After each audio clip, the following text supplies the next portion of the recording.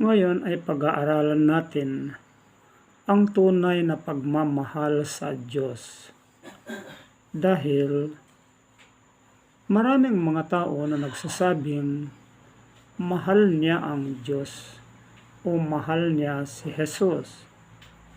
Ngunit hindi natin mapapatunayan ang pagmamahal ng isang tao sa kaniyang Diyos kung hindi ibabase sa banal na kasulatan. Kaya nga ngayon, papasok tayo sa pagkilala sa tunay na nagmamahal sa ating Panginoong Hesus at sa Diyos. At ito naman ngayon na aral ay hahanguin natin sa aklat ni Juan, chapter 14, verse 21. Ito ngayon ang kaniyang sinasabi. Sabi niya ganito, "Siyang mayroon ng aking mga utos at tinutupad ang mga iyon ay siyang nagmamahal sa akin. At ang nagmamahal sa akin ay mamahalin ng aking Ama. At siya'y mamahalin ko at ihahayag ko ang aking sarili sa Kanya." So maliwanag ito. Dito mapatutunayan ang tapat na pag-ibig sa Panginoon sa pamamagitan ng tekstong ito. Napakalinaw ito. Kaya ang sino mang tao na nagsasabi na minamahal niya ang Panginoon, ngunit salungat sa tekstong ito, hindi pa niya nakikilala ang kanyang pag-ibig sa Panginoon. Kaya lilinawin natin. Ang matapat na pagmamahal sa ating Panginoon ay ito. Siyang mayroon ng aking mga utos. So ito ang idinidiin niya, utos. At tinutupad ang mga yon.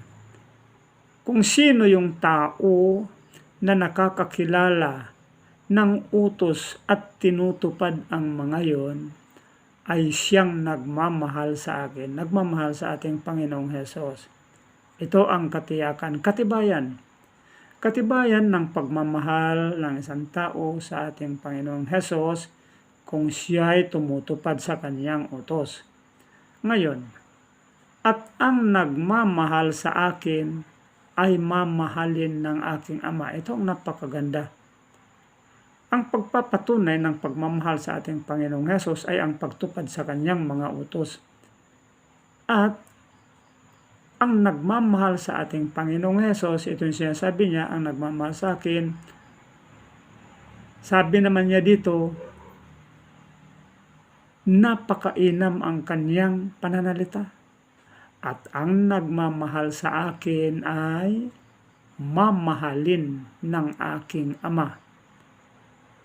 Sa naiuugnay ngayon, ang pagmamahal ng ating Panginoong Diyos sa atin ay ang pagmamahal natin sa Kanyang anak na ang ating Panginoong Hesus, at ito'y pinatutunayan sa pamamagitan ng pagtupad natin sa kaniyang mga utos.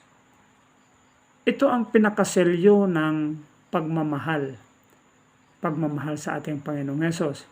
Ito ang patutuo. At kapag tinupad natin yung kanyang utos, na ipapakita natin, na ipapadama natin sa ating Panginoon, ang ating pagmamahal sa Kanya. Dito din naman, mamahalin. Ito yung kanyang sinabi. At ang nagmamahal sa akin ay mamahalin ng aking Ama.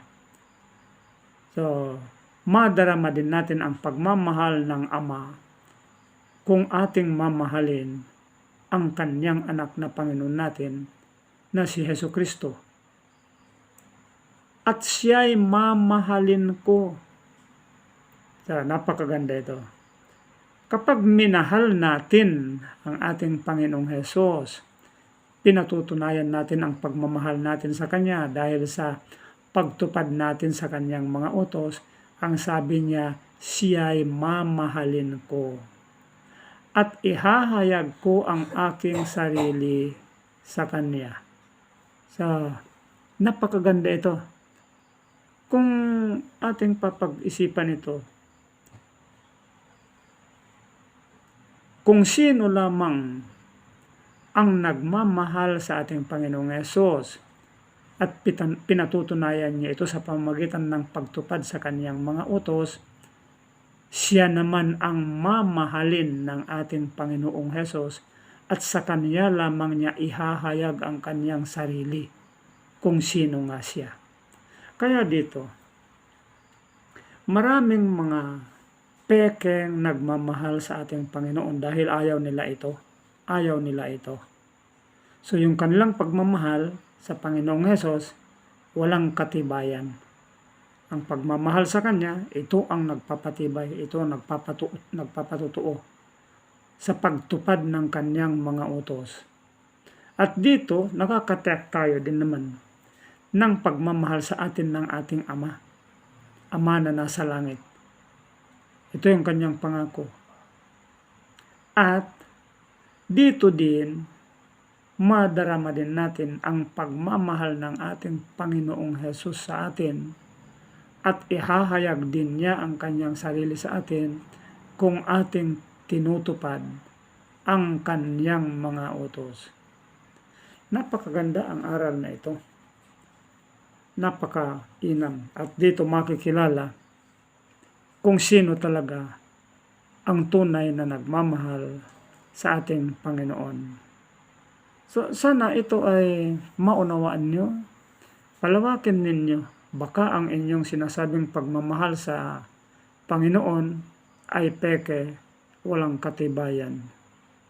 Sana ay maging matapat tayong lahat sa ating Panginoong Hesus, ang pagmamahal natin sa Kanya sa pamamagitan ng pagtupad natin sa Kanyang mga utos.